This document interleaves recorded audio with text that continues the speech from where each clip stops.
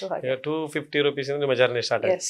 ಅವಾಗ ಎಷ್ಟಾಯ್ತು ನೀವು ಈಗ ಅವ- ಮಗುವಾದ ನಂತರ ಮತ್ತೆ ರೀಎಂಟ್ರಿ ಆವಾಗ ಆದ್ರಲ್ಲ 1000 ಅಷ್ಟೇ? 1000 ಎಸ್ 1000 ಕಲಾವಿದರಿಗೆ ಸ್ಯಾಲರಿ ಅಷ್ಟೇ ಇರುತ್ತಾ? ಕಲಾವಿದರಿಗೆ ಹೇಳ್ತಾರ ಅಷ್ಟು ಕೋಟಿ ಕಲೆಕ್ಷನ್ ಇಷ್ಟು ಕೋಟಿ ಕಲೆಕ್ಷನ್. ಕಲಾವಿದರಿಗೆ ಥಿಯೇಟರ್ ಅಲ್ಲಿ ಸ್ಯಾಲ್ರಿ ಅಂದ್ರೆ ಅದೇ ನಾಟಕ ಒಂದು 50-60 ಸಾವಿರಕ್ಕೆ ವಹಿಸ್ಕೊಳ್ತಾರೆ. ಒಂದು ನಮ್ ಹೋಗೋ ಬರೋ ಫ್ಯೂಯಲ್ ಚಾರ್ಜು ಅಂದ್ರೆ ಒಂದು ನಾಟಕಕ್ಕೆ ಅಂತ ಹೇಳಿದ್ರೆ ನೀವು ಅಲ್ಲ hours ಲೆಕ್ಕ ಅಲ್ಲ? ಒಂದು ಶೋಗೆ ಒಂದು ಶೋಗೆ ಒಂದು ಶೋಗೆ 60,000 ಇವಾಗ ಮೊದ್ಲೆಲ್ಲ ಅಷ್ಟೆಲ್ಲ ಇರ್ಲಿಲ್ಲ, ಕಡಿಮೆಗೆ ವಹಿಸೋದು. ಅವಾಗಿನ ಒಂದ್ ಸಾವಿರ ಅಂದ್ರೆ ತುಂಬಾ ಆಯ್ತಲ್ಲ? ಹಾ ಅವಾಗ ಎಷ್ಟು ಒಂದು ಇಯರ್ ಬ್ಯಾಕ್ ಅದು? 13 years ಬ್ಯಾಕ್. ಸೊ ಅದು ಹ್ಯೂಜ್. ಹೋಗೋ ಬರುವ ಖರ್ಚೆಲ್ಲ 12 years ಬ್ಯಾಕ್. ಹೋಗುವ ಬರುವ ಖರ್ಚು ಅವರೇ ಕರ್ಕೊಂಡು ಹೋಗ್ತಾರೆ, ಮನೆಗೆ ಡ್ರಾಪ್ ಮಾಡ್ತಾರೆ, ಮತ್ತೆ ನಮ್ಗೆ ಫುಡ್ ಅಲ್ಲೇ ಕೊಡ್ತಾರೆ. ಬಟ್ ಪೇಮೆಂಟ್ ಅದು ಅವಾಗ ಹ್ಯೂಜ್ ಅಮೌಂಟ್. ಅಂದ್ರೆ ಅವಾಗ ನೀವು ಜಾಬಿಗೆ ಹೋದ್ರೆ ಎಷ್ಟಿತ್ತು ಪರ್ ಡೇಗೆ?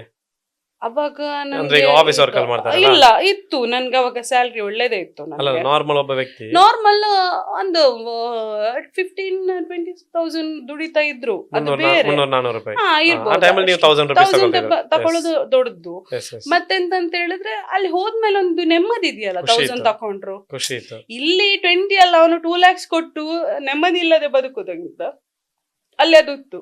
ಅದು best. So I am happy for that. 1000 ಆದ್ರೂ ಓಕೆ. ಇವಾಗ ಎಷ್ಟಾಗಿದೆ? 250 1000 ಇವಾಗ ಎಷ್ಟಾಗಿದೆ? ಈಗ ಕ್ವೆಶ್ಚನ್ ಇಲ್ಲ ಅದಕ್ಕೆ. ಯಾಕಂತ ಹೇಳಿದ್ರೆ ಈಗ ಎಂತ ಹೇಳಲಿಕ್ಕಿಲ್ಲ ಅದ್ರ ಬಗ್ಗೆ. ಈಗ ಇಲ್ಲ, ಈಗ ವ್ಯಾಲ್ಯೂಸ್ ಜಾಸ್ತಿ ಆಗಿದೆ. ಸೊ ರೆಸ್ಪೆಕ್ಟ್ ಜಾಸ್ತಿ ಆಗಿದೆ, ಜನಗಳು ಗುರುತಿಸೋದು ಜಾಸ್ತಿ ಆಗಿದೆ. ಸೊ ದೇವರ ದಯಿಂದ ಒಂದೊಳ್ಳೆ ಪೇಮೆಂಟ್ ಬರ್ತಾ ಇದೆ. ಸಿನಿಮಾದಲ್ಲೆಲ್ಲ ನಾಟಕದ ಅದು ಡಿಫ್ರೆಂಟ್ ಆಗಿರುತ್ತಲ್ಲ? ನಾಟಕ ಡಿಫ್ರೆಂಟ್, ಸಿನಿಮಾ ಡಿಫ್ರೆಂಟ್. ಸಿನಿಮಾ ಮೊದಲೆಲ್ಲ ತುಂಬಾ ಸಣ್ಣ ಪೇಮೆಂಟ್ ಇದ್ದದ್ದು.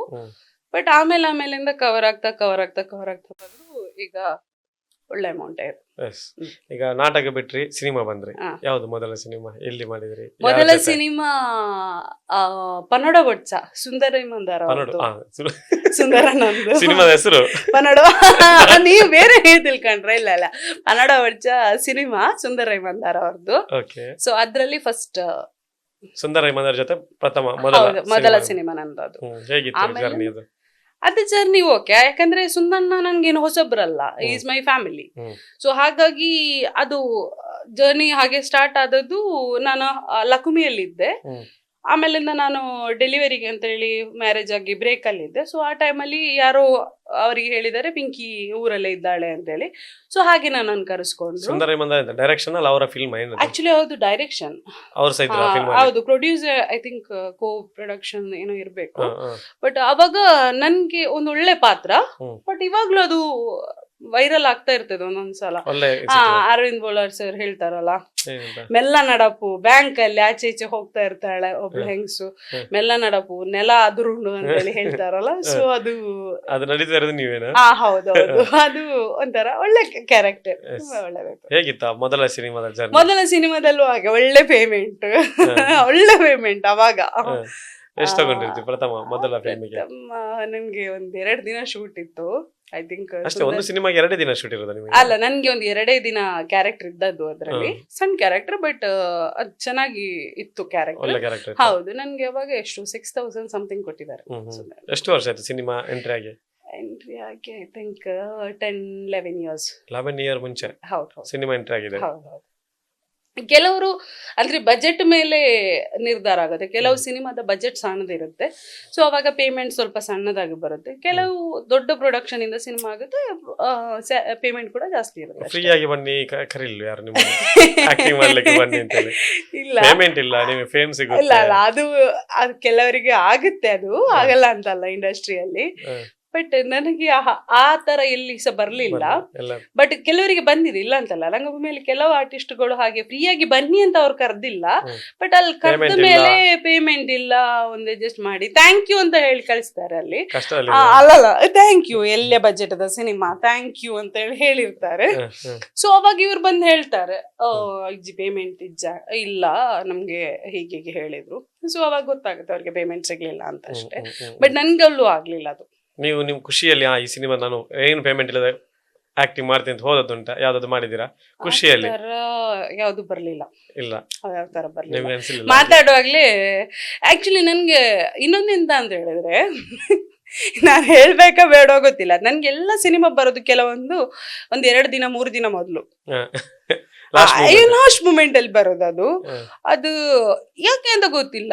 ಅದು ಕೆಲವೊಂದು ಸಿನಿಮಾದಲ್ಲಿ ನಾನು 1 ದಿನದ ಶೂಟ್ 2 ದಿನದ ಶೂಟ್ ಎಲ್ಲ ನಾನು ಹೇಳಿದೆ ಅಲ್ಲ, ನನ್ಗೆ ಇದೇ ಬೇಕು ಅದೇ ಬೇಕು ಅಂತೆಲ್ಲ ಎಲ್ಲ ಸಹ ನಾನು ಮಾಡ್ತೇನೆ. ಎಲ್ಲ ಆಕ್ಟಿಂಗ್ ಅಲ್ಲೂ ಹಾಗೆ, ಎಲ್ಲದ್ರಲ್ಲೂ ಹಾಗೆ. ಬಟ್ ನನಗೆ ಅದು 1 ದಿನ 2 ದಿನದ ಶೂಟ್, ಅದು 2 ದಿನ 1 ದಿನ ಮೊದಲು ಹಾಗೆಲ್ಲ ಬರುದು. ಸೊ ಹೇಳುವಾಗ ಹೇಳ್ತಾರೆ, ಪಿಂಕಿ ಅಕ್ಕ ಎಲ್ಲಿಯ ಬಜೆಟ್ದ ಸಿನಿಮಾ ಒಂಚೂರು ಅಡ್ಜಸ್ಟ್ ಮಲ್ಪಡು ಅಂತ ಹೇಳ್ತಾರೆ ಅಷ್ಟೇ. ನಾನು ಹೋಗ್ತೇನೆ, ಮಾಡ್ತೇನೆ, ಏನ್ ಸಿಕ್ಕಿದ್ದು ದೇವರ ಪ್ರಸಾದ ಅಂತೇಳಿ ತಗೊಂಡು ಬರ್ತೇನೆ ಅಷ್ಟೇ. ಹೌದು. ತುಂಬಾ ಫೇಮ್ ಕೊಟ್ಟಂತ ಸಿನಿಮಾ ಅದು. ಎಲ್ಲಿ ನೀವು ಎಲ್ರಿಗೂ ಪಬ್ಲಿಕ್ ಆದ್ರಿ? ಬ್ರೇಕ್ ಕೊಟ್ಟದು ಗಿರ್ಗಿಟ್. ನನಗೂ ನೀನು ನೋಡಿದ್ದು ಗಿರ್ಗಿಟ್ ಬ್ರೇಕ್ ತುಂಬಾ ಖುಷಿ. ಗಿರ್ಗಿಟ್ ಬ್ರೇಕ್ ಕೊಟ್ಟ ನಂತರ ಬ್ಯಾಕ್ ಟು ಬ್ಯಾಕ್ ಸಿನಿಮಾ ನನ್ಗೆ. ಅಂದ್ರೆ ಎಲ್ಲ ಮಂಗಳೂರಲ್ಲಿ ಎಷ್ಟು ಸಿನಿಮಾ ಆಗ್ತಾ ಉಂಟು ಅದ್ರಲ್ಲೆಲ್ಲ ನಾನು ಇದ್ದೇನೆ. ಅದು 1 ದಿನ ಶೂಟ್ ಆಗಿರುವುದು, 10 ದಿನ ಶೂಟ್ ಆಗಿರುವುದು. ಪಿಂಕಿ ಇದ್ದಾಳೆ ಆತರ. ಆ ಒಂದು 5 ಗಿರ್ಗಿಟ್ ಆದ್ಮೇಲೆ 5 ವರ್ಷ ನನ್ಗೆ ಅಷ್ಟು ಸಿನಿಮಾಗಳು ಬಂದಿದೆ. ಟೈಮ್ ಇರ್ಲಿಲ್ಲ ಅಷ್ಟು. ಅಂದ್ರೆ ಮಂಗಳೂರಲ್ಲಿ ಎಷ್ಟು ಸಿನಿಮಾ ಆಗ್ತಾ ಉಂಟು ಅಷ್ಟು ಸಿನಿಮಾಗಳು ಬಂದಿದೆ ನಮ್ಗೆ. ಅದೊಂದು ಗ್ರೇಟ್ ಅಚೀವ್ಮೆಂಟ್. ಏನ್ ಮಾಡಿದ್ರಿ ಅಮೌಂಟ್ ಎಲ್ಲ ಇಷ್ಟಲ್ಲ? ಇಲ್ಲ, ಆವಾಗೆಲ್ಲ ದೊಡ್ಡ ಅಮೌಂಟ್ ಬರ್ತಾ ಇರ್ಲಿಲ್ಲ. ಓಕೆ, ಊರ್ನವ್ರು ಮಾಡುವಾಗ ಎಷ್ಟಕ್ಕೆ ಪ್ರೊಡ್ಯೂಸರ್ ಸಿಗ್ತಾರೆ ಪಾಪ. ನಮ್ದು ತುಳುನಾಡಿಂದು ಥಿಯೇಟರ್ಸ್ ಕಮ್ಮಿ, ಆಮೇಲೆ ದೊಡ್ಡ ಬಜೆಟ್ ಇದು ಸಿನಿಮಾ ಮಾಡ್ಲಿಕ್ಕೆ ಹೋಗುದಿಲ್ಲ. ಹಾಗೆಲ್ಲ ಇರುವಾಗ ಎಷ್ಟು ಕೊಡ್ತಾರೆ. ಬಟ್ ಓಕೆ, ನನ್ನ ಜೀವನಕ್ಕೆ ನಡೆಸ್ಲಿಕ್ಕೆ ಎಷ್ಟು ಬೇಕು ದೇವರ ದಯಿಂದ ಅಷ್ಟು ಕೊಟ್ಟಿದ್ದಾರೆ ನನ್ಗೆ.